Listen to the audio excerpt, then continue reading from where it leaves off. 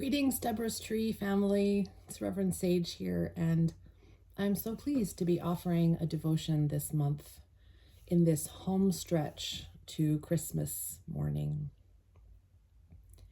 Christmas is a season of embodiment.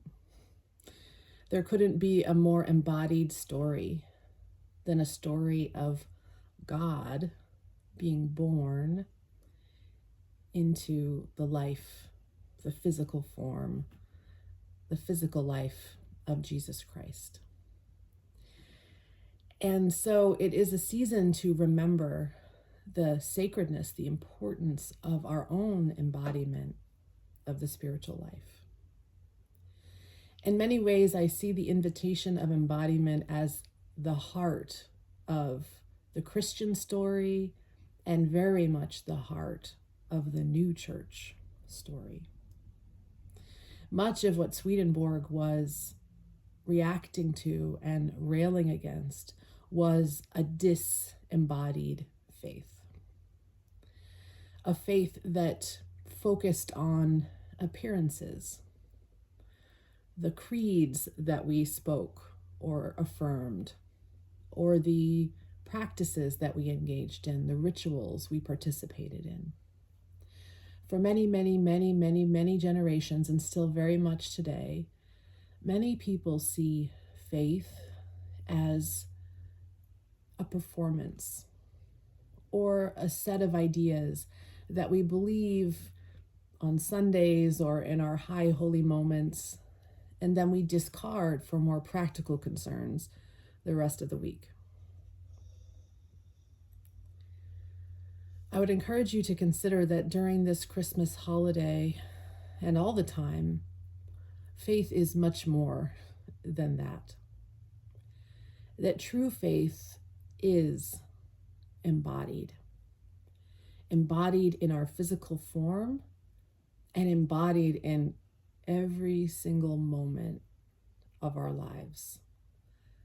The moments that feel perfect and put together, and the moments that feel disheveled and frightening. And that all of us are in a process of becoming more and more embodied, becoming more and more integrated, the spiritual aspects of ourselves and the physical. So we too, just like Christ was born in Bethlehem, we too are being born. We're being spiritually reborn, regenerated all the time. And this process is an embodied one. It is not something we control or manage. It's not something that we deem to occur because we understand it perfectly, but it's a process that we allow as we learn to stay with ourselves and choose to treat our lives and the lives of the people around us as sacred, as deeply, powerfully, beautifully sacred. This world will contradict that belief. This world will often draw us in many, many directions that can make us feel discombobulated and make it hard to really rest in the sacredness of ourselves and each other.